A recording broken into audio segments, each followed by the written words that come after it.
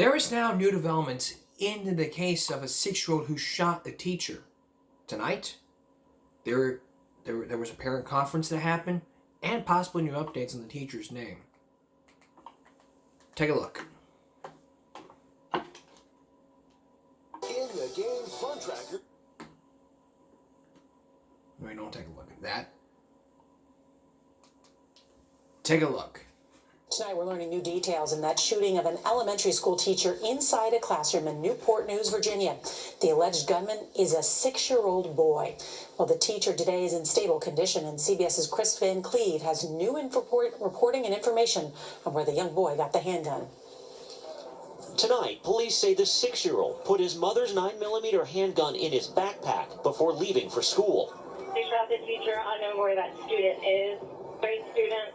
Police say first-grade teacher Abigail Zwarner was giving a lesson on Friday afternoon when the boy pulled out a gun and pointed it at the 25-year-old.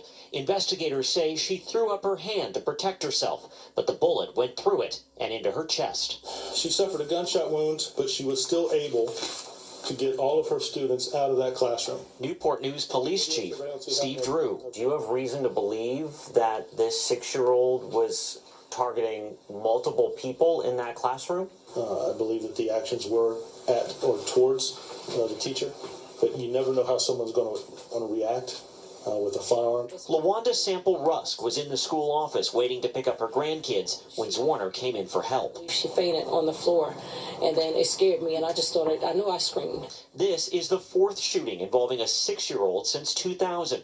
Last year, there were more than 300 school shootings. In the majority of those incidents, a student or staff member was shot. What would you expect to happen as far as what this child may face? Nobody under 11 can be locked up in state custody.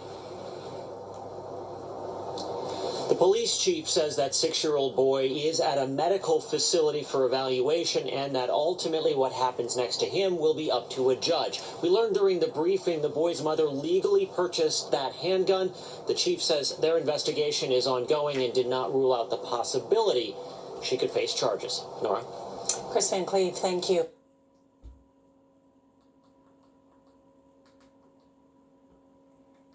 Here's that second update.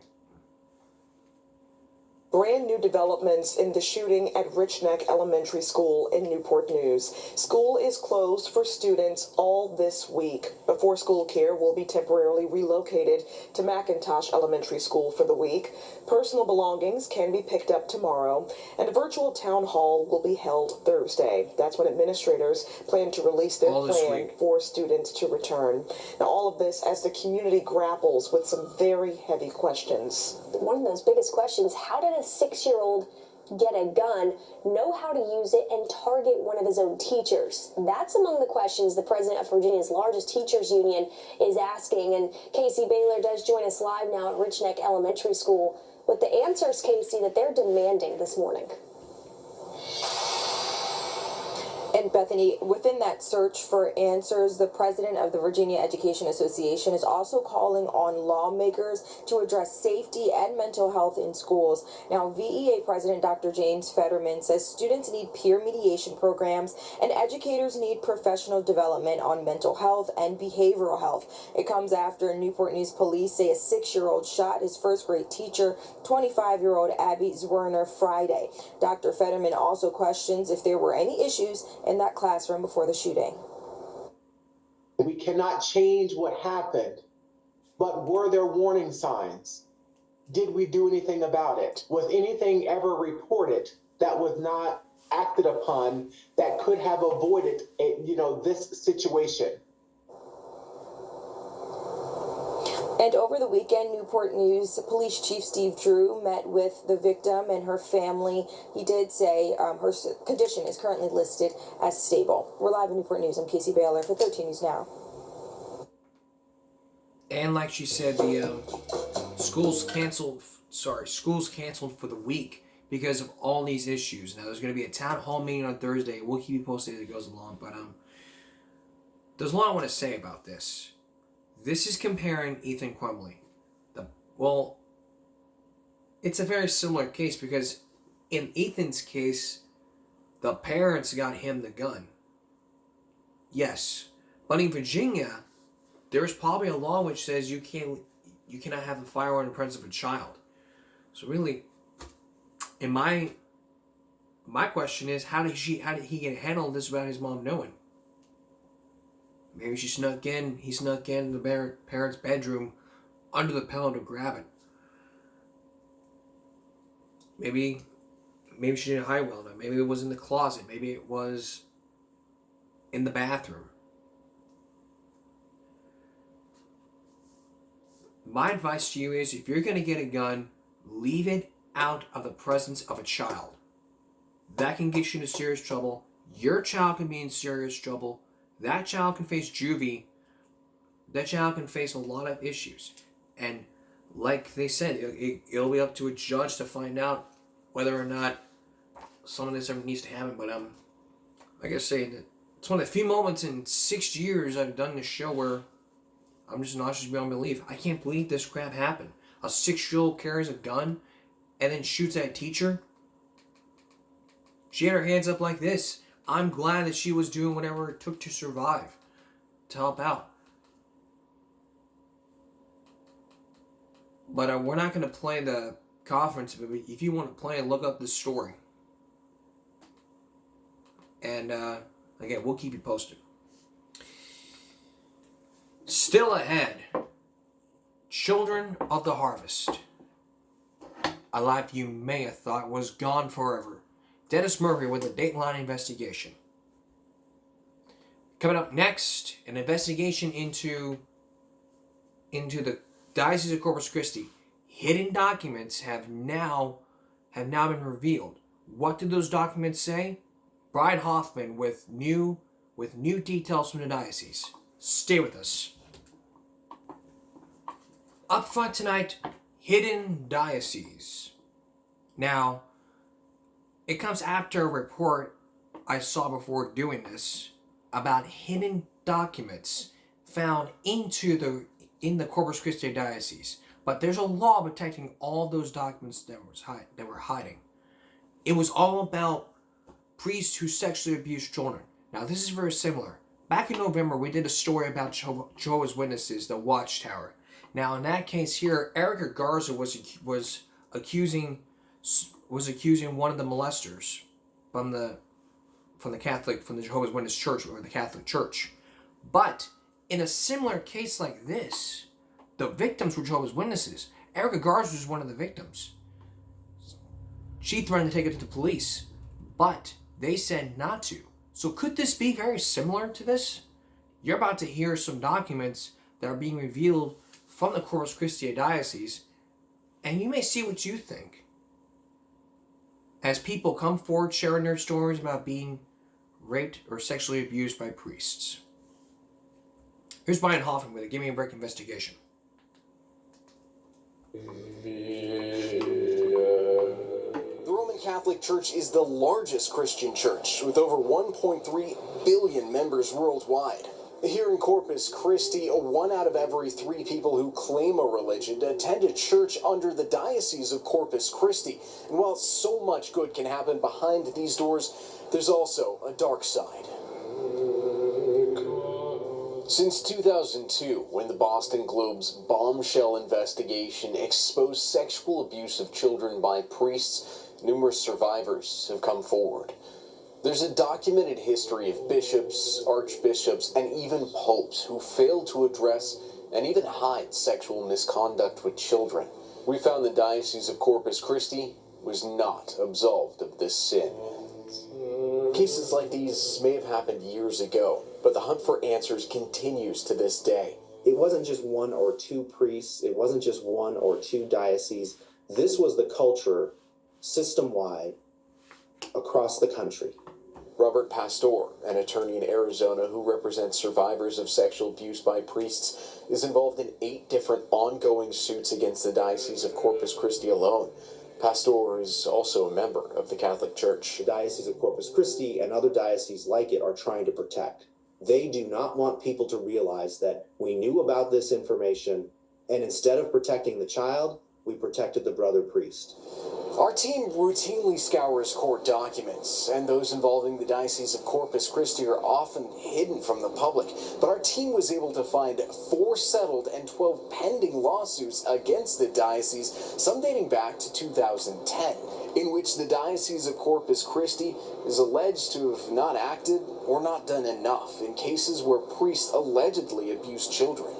And in almost each and every one of these cases, we were unable to gain access to the documents. But because of an error in the sealing of some of the court records, we were able to see for the very first time exactly how the church handled sexual allegations. And one of these cases involved Father Hugh Clark. Clark was a pastor here in Corpus Christi, as well as an associate pastor right here at Christ the King Church. Records indicate that he would preach to his flock at one moment, while the next would involve drugs, alcohol, brothel visits, and even sexual abuse amongst children. Even worse, though, is that the church had documented evidence of his sins. Documents revealed the church did do something in 1985 after Father Clark was caught taking 3 young boys to Mexico to drink and get high. At the time, Clark was the moderator of youth for the Corpus Christi Deanery. The documents further revealed that the church sent Clark to a, quote, rest, renewal, and recreation facility. He also saw a clinical psychologist who diagnosed the father with psychosexual disorder and pedophilia. After 42 days of treatment in 1985, the church documents confirmed the pastor then returned to his duties without the supervision and treatment recommended by the psychologist, and 4 years later, promoted to Monsignor, retiring in 1996.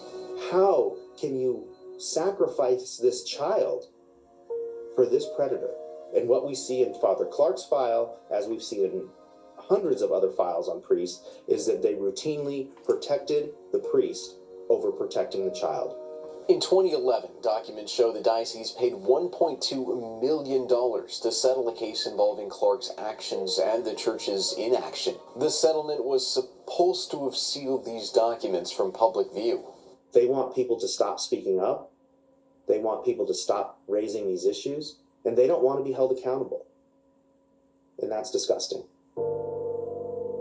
Stories like Father Clark's are not isolated. A few years back, we told you about Father Stephen Doherty. In March of 2018, he was sentenced to 60 years in prison for the rape of a 13-year-old girl. Her family saying their lives have been forever altered. Our whole lives have been destroyed ever since then. And nothing will ever be the same. Now, these were just 2 examples from documents we were able to get a hold of, but how many more are there? Well, these documents contain priests' previous activities and are in what's called a secret archive held by the church, only accessible by a court order. The Code of Canon Law 489 outlines the rules that the church has in place to organize and govern itself. So let me read this to you. Canon 489, Section 1. There is also to be a secret archive in the diocesan cura, or at least a safe or file in the ordinary archive, completely closed and locked, with which cannot be removed from the place, and in which documents to be kept secret are protected most secretly. Every year, documents of criminal cases are to be destroyed in matters of morals in which the criminal has died or in which 10 years have passed since the sentence. It required each diocese to have these secret files. But these secret archives may actually be incomplete, as canon law also states every year they're to be reviewed, and where the perpetrator has died or 10 years have passed, these documents are to be destroyed, with only a brief summary of the documents to be kept. Oops, that was the wrong one. But, going forward, still watching this, I couldn't believe it. Oh, great, now let's start it over. Sorry, guys. Okay, here we go. To be reviewed, and where the perpetrator has died or 10 years have passed, these documents are to be destroyed, with only a brief summary of the documents to be kept. An Experts like Patty Koo with the Survivors Network of those abused by priests say that destroying these documents could be getting rid of evidence for future cases. The sealed documents, there's still a lot more that we don't know. The diocese, which originally told us they do not use secret archives anymore, later admitted they do indeed maintain files in accordance with Canon Law 489, but just called it by another name. Bishops will fight tooth and nail to prevent the discovery of these records, and then once they're found, to prevent access to these records.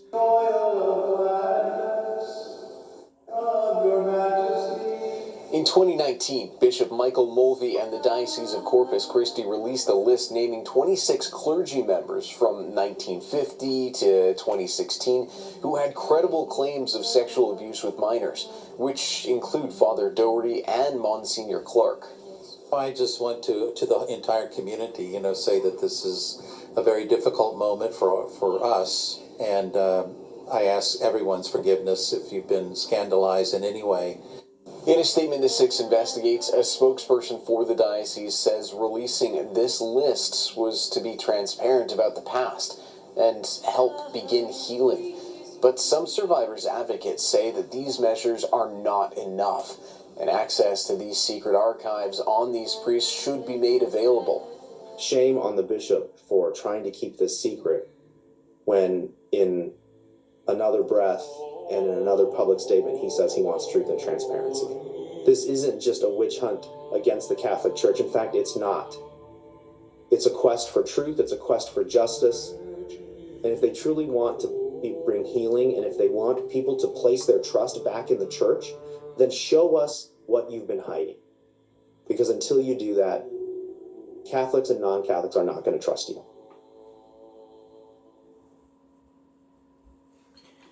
Now, there could be a key to this. There could be a law, a legislation here in Texas that could help out with all these documents being unsealed. But would that help? When we come back, we're going to hear more from Brian Hoppins' investigation into this, including the law. But still ahead, Children of the Harvest, a life you may have thought was gone forever. We're taking you to Texas to where James Flores is going to be picking cucumbers to help out his family. Stay with us. Returning to our story, you've heard the diocese admit that they made an error in the system. They don't keep the files, but now they do.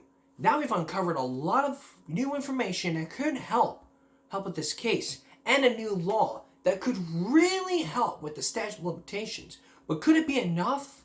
What about those statute of limitations? Could it be enough to, get a break in this case? The diocese began waiting for too much. But I don't know, could it work? Once again, here's Brian Hoffman with our GMB Give Me a Break investigation. Wounds created by sexual abuse from those in the church linger for survivors long after their assailant passes away. Wounds from the people that you're supposed to trust most. A letter penned to the Diocese of Corpus Christi Victims Assistance Office. Everybody dies, retires, and moves. But the victim has to live with the shame, the guilt, the nasty feelings, because someone failed to take action.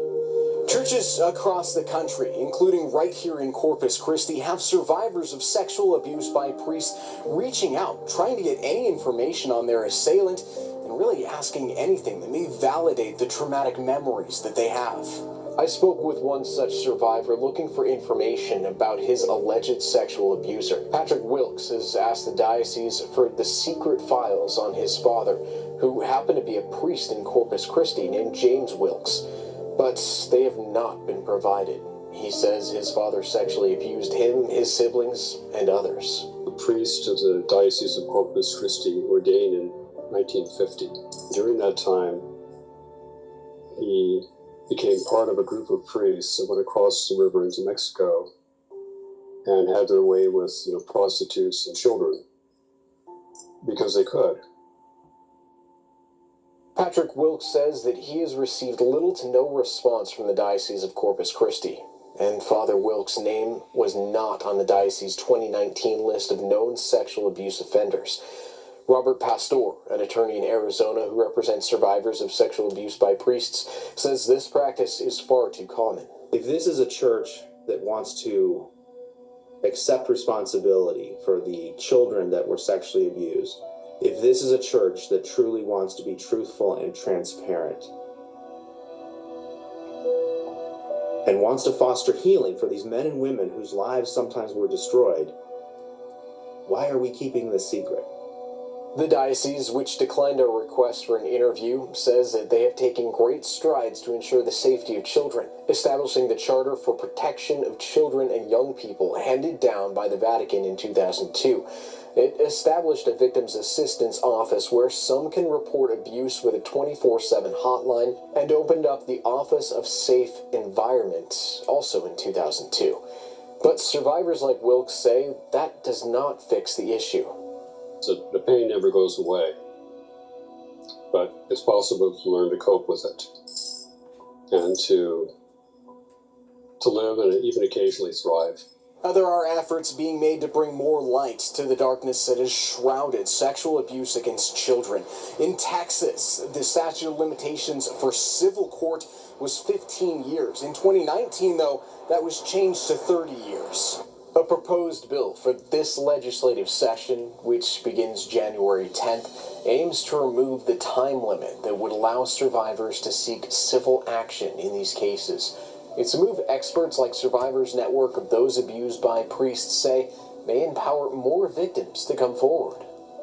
The average age is 60 to 65 of survivors of child abuse. Supporters say this legislation is important because it allows victims time to recover memories of the abuse, or gives them time to decide whether they want to pursue civil cases. This bill would also remove the statute of limitations against those who shielded or protected the alleged perpetrators, in these cases, the church.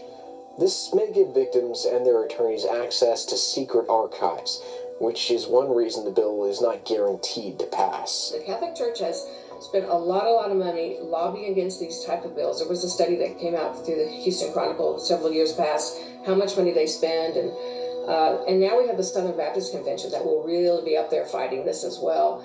The Survivors Network tells me that sometimes all victims want is to see the evidence, to know that they weren't alone, to know that someone else witnessed these acts, even if they didn't act on them. Sometimes that's enough. And some of those men and women ultimately make the decision, I don't want to come forward.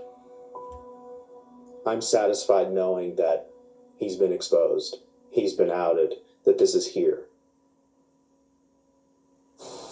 And that was Brian Hoffman reporting. If you or someone you know has suffered sexual abuse, there is help out there. The first thing experts say to do is inform law enforcement. The Survivors Network of Those Abused by Priests has several different resources, including an office in San Antonio, and the diocese has an email address which they say has 24/7 support. We'll have those links and contact information on our website. That's christv.com. So like they said, you got to talk to law enforcement if you feel like you're being sexually abused by priests. Now, in the near future, so we'll keep following this story, and on a future Give Me a Break, we'll let you know what happens. And coming up soon on the broadcast, you're gonna hear all sides of the story from another priest who's been sexually abusing them. His name is Father Porter. You will meet that person who recorded the phone call. That phone call could lead to the truth. And even that mincemeat pie.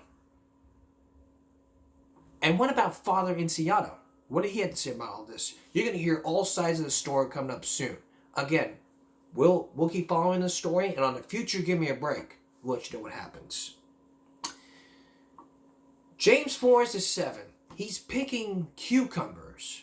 Up next, we're going to take you to Texas, to where his father, and the rest of his family are traveling up north, harvesting the fruit of the land. How can this still be happening in America? Dennis Murphy with Children of the Harvest. Please stay with us. You're about to hear some pictures that may shock you. Children, hundreds of them, out in the fields with their parents, bending over their backs, picking fruits and vegetables, because the families say they need their wage to survive. You're about to meet a kid who did the same thing. He was 7 years old. His father says he needs the help to make these wages. But you probably don't think about how the food you eat gets to your table, or about these hundreds of thousands of children picketing. Now, over 10 years ago, I came across a Dateline video talking about this issue. But, really, it's just really a great, inspiring story. So here's Dennis Murphy with the Dateline investigation.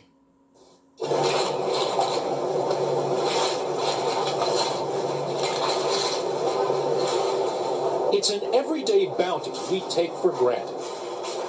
Plump tomatoes in December, citrus all the year round. Supermarket fruit and produce so appealing and shiny, you can't see the shadows of the tiny hands that may have picked them. Can't see the 11-year-old who gathered those blueberries that'll taste great on your cornflakes. Does it make your pickle more sour to know that it may have been picked by 5th grader James Flores, a little guy? You're not 5 feet, are you?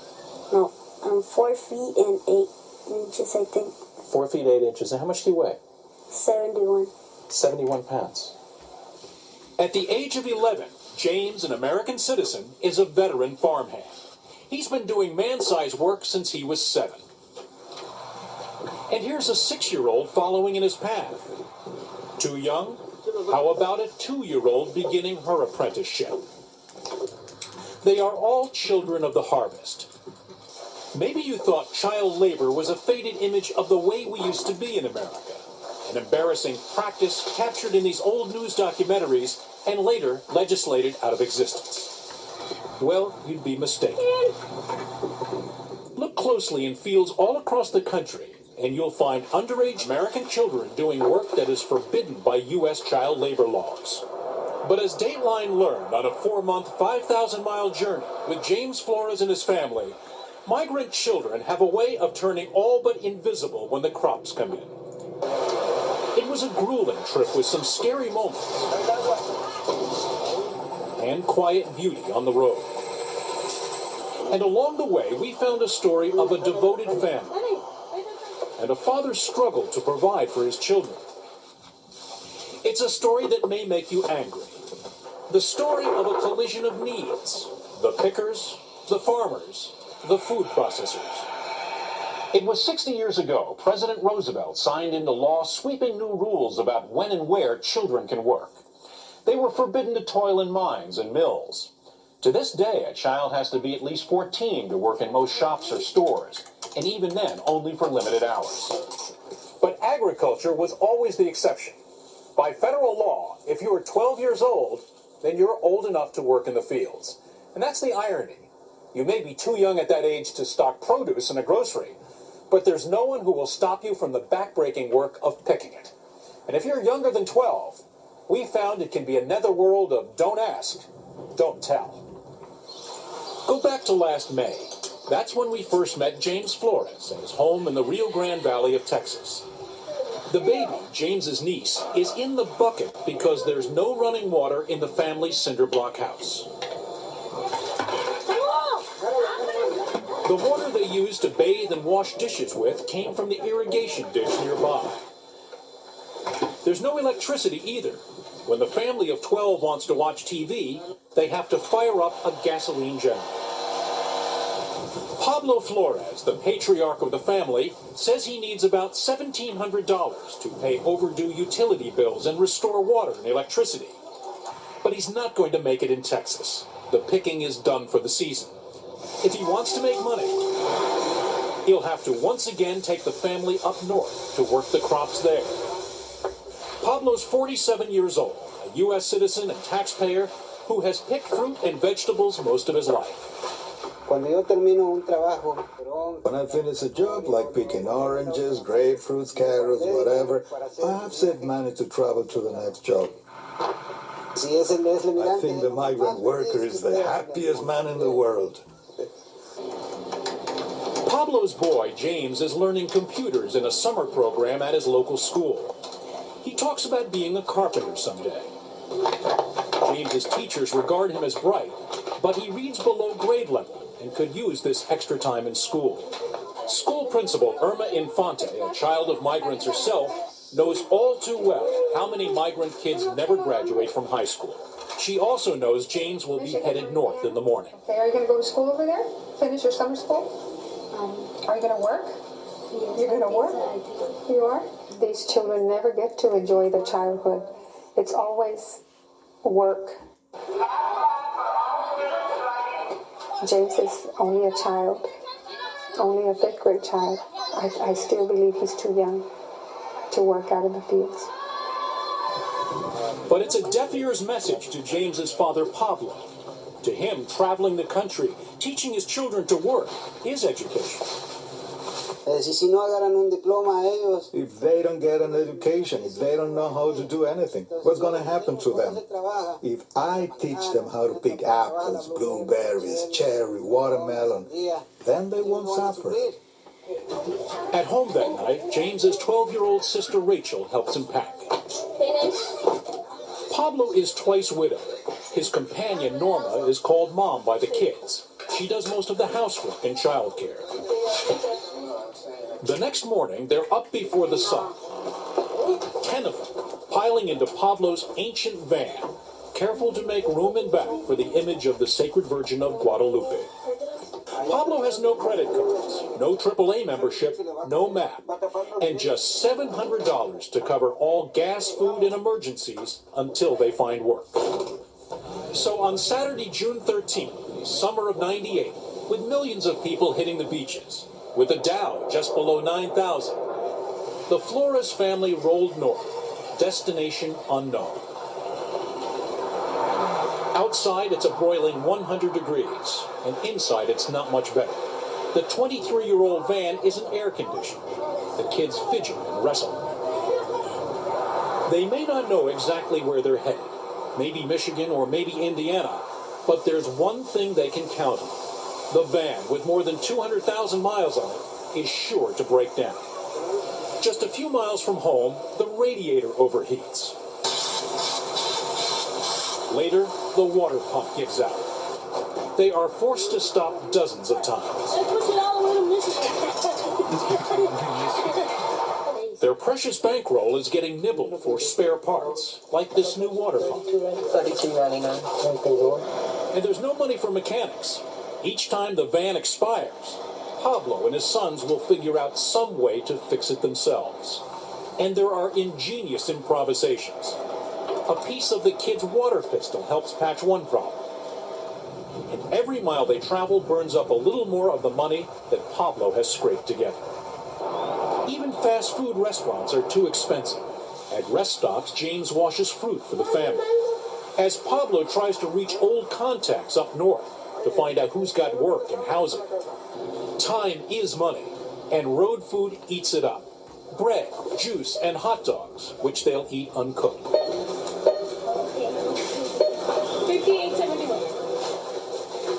They drive on into the night, across the line into Arkansas, where police stop Pablo for drifting back and forth across the white line.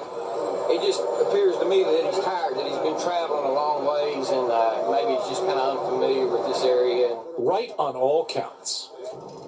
At midnight the first day, they stop in exhaustion at a government-subsidized rest stop for migrants in Hope, Arkansas. James and the kids have been sleeping on top of one another. Pablo, after nearly 20 hours straight at the wheel, carries the children to the only bed they'll see in the entire trip north. The next day, torrential rain slowed them down. They'll sleep in the van, parked outside this $35 a night motel. It takes them 2.5 days to travel 1,600 miles to this farm workers camp in Bangor, Michigan. But a bruising disappointment. Now, the crew leader who encouraged Pablo to come here tells him that he's 2 weeks early for the blueberry pick. Very bad news for Pablo. His $700 bankroll, chipped away for gas, food, and spare parts, is now down to about $400. And it will melt down even more over the next 9 days. A proud man turns to charities for help. He was going to churches, and they gave him food and clothes. Michigan's a loss. They pack up and roll through Indiana, looking without success for work and housing. So Pablo heads toward Ohio, where he knows of a migrant center that will take them in, but only for 72 hours. He tells us he's down to his last few dollars. He uses them to buy detergent, milk, and cigarettes. Making enough money to get the lights and water turned back on in Texas is now the least of his problems. He's got 9 other mouths to feed. This father, who said the migrant is the happiest man in the world, now says he's broke. And broke he is. When we come back, will the luck of the Flores family ever turn? Dennis Murphy will continue looking into this as we continue Children of the Harvest. Please stay with us. Before we continue on with Children of the Harvest, let's give you now a brief update on Oxford. If you guys don't know, this year is going to be the Super Bowl. And there's a really great surprise to this story. The Uvalde survivor is looking forward to the Super Bowl this year. The game and one NFL football player in particular is helping him heal. Football is a family affair for Jordan Alvarez's mom, Virginia Vela. Vela EMT treated the injured like that tragic day. Now the family has said they are forever fans and will hope to see their new best friends in about a month playing for the championship in Arizona. So kudos to them. Great job. And we'll keep updating the story. And now just 10 hours ago, the San Antonio Express reported there was a text message being fired with response to the May 24th shooting. I could tell you more, but I got to pay subscriptions. But there is now new evidence. There is now something that happened. The Orlando team analyzed Uvalde shooter posed a risk of significant or predatory violence. According to the article from MLT Online, the team who made a public threat analyzed and mimicked the Uvalde school shooter and showed behavior and actions that were a sign that he will engage acts of violence on a mass level, according to arrest affidavit. Court documents also state that Brandon Ray speed traveled to Uvalde in December. He then recorded himself driving to Robb Elementary School Memorial and uploaded the video with the caption, "Long live Salvador," in reference to Uvalde shooter. Speed, at 19 years old, is facing terrorist threat charge. That's a third-degree felony, punishable to 10 years of prison and a $10,000 fine. He remained behind bars as of Saturday at the Webb County Jail. Custody records show. The case is unfolding on November 7th when a later police investigator assigned to a task force with the FBI. They received information about a male who later Lovato had posted on a Twitter account comments of a school shooting. The male had a profile name of ScratchBoy09. The FBI obtained several screenshots where multiple users had a conversation on October 12th. The group chat decided users displaying images of previous school shooters as a profile picture, ScratchBoy09, and a profile picture of a male's face looking down. This was all an article, so yeah, he served behind bars, which was also really good. But enough about Uvalde.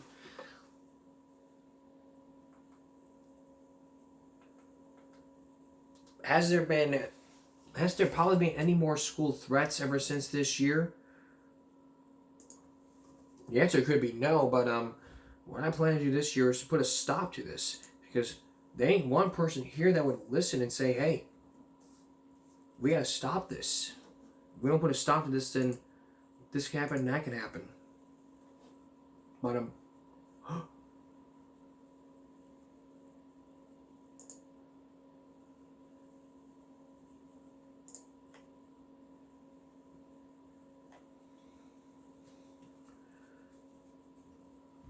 there has been 2 separate threats in 1 week in Richmond, Virginia. Over threats, and now, this is leading the teachers to leave. Take a look at this, then we're going to wrap it up. With how the school district and police. Take a look. Right to Fox News' Dave Spencer. He's live with how the school district and police are responding. Dave. Yeah, Rip, there are a couple issues at play here, and a lot of that is what brought parents out to the school board meeting in Richmond. The first you mentioned, the 2 threats at the school district all within a week. The first one was investigated and deemed somewhat credible, so they closed down school for an entire week, reopening today on Monday. Now on Sunday, however, they got a second threat. That one was investigated according to the superintendent and determined not to be credible, so they did allow students back in school today. Now parents have an issue with how they were notified of these threats and the fact that teachers are leaving the district. A threat at school strikes at any parent's fear that their child is in danger. Make no mistake about this. This is violence. But the perpetrator is still walking the halls among our children. How can we feel any security in that? It's what prompted parents and some staff to the media center at Richmond High School, concerned over patterns they're starting to see. We have had 2 threats in our district within a week of each other. I was happy to see that the school took the first threat so seriously and closed all week. But that was also because our district was so short-staffed, which is unfortunate. Between the threats that have occurred, the teachers leaving, and trying to figure out what my wife and I need to do to take care of our 2 children and make sure that they have care when the unfortunate situation arises where we have to close the school. School Superintendent Brian Walmsley says this is uncharted waters for him. In my almost 30 years of education, I have never experienced a threat so disgusting as the one that was left in our school. It started on January 2nd. Schools were supposed to be closed for 1 day while some of the new staff got up to speed. But then a note was found in a middle school office, an anti-Semitic threat to kill a specific middle school staff member and his family. That staff member had only been on the job for just days prior to getting this threat and has now quit. There was a specific date listed on the January 3rd threat. As a result, school was closed for an entire week, resuming Monday the 9th. The day after, a second threat was discovered. The letter that we received on Sunday was very different in the way it was written than the letter we received that was actually hand-delivered. This threat was in an email directed at a teacher, investigated by the superintendent and police and found to be not credible, and therefore, school was allowed to resume. But some parents say they only found out about that second threat after the school day was over. How is it that okay to withhold the information from the parents and expect us to continue to trust you with our children? We can always always do better. Now, as you can imagine, the police are taking this very seriously. In fact, Richmond police are working in conjunction with state police. They have access to the crime lab. We're told by the superintendent that actually some evidence has been handed over to state police to be investigated at the state crime lab. But so far, there have been no arrests and no known suspects. Reporting live tonight, Dave Spencer on The Edge. So 2 threats were happening. One was taken very seriously and closed the entire week. The other one, the parents didn't receive. Look, if there's a threat going on, schools immediately respond with letters. During this, not after the threat, during. What I really have to say here is, police take threats 100% very seriously. Schools take it 50% seriously by not doing whatever it takes. And parents are frustrated about this. We've all lost common sense. Common sense, for crying out loud. We've all lost common sense. And I've lost common sense because I keep telling you guys to do it, and yet here it goes again. So, really, I keep telling you guys don't do it. Y'all don't listen. So then we have to get parents out there to help explain this to you guys. We may do that. We may do future shows where I bring parents in. They can step forward and say, don't be doing this ever again, because you do that, you're going straight to jail. If you don't want to go to school, it's your choice. Drop out of school, do whatever you want. Go do homeschool, online school. Do whatever floats your boat. But please, do not attack our educational system. Because let me tell you something, at some point, we'll have to say, there has been too much attack threats on our education system, and at some point we all have to say enough. Enough is enough. And for teachers who say, I quit, it's their choice. Short staffage of this, that's their choice. They ain't gonna touch that with a 5-foot pole. But, I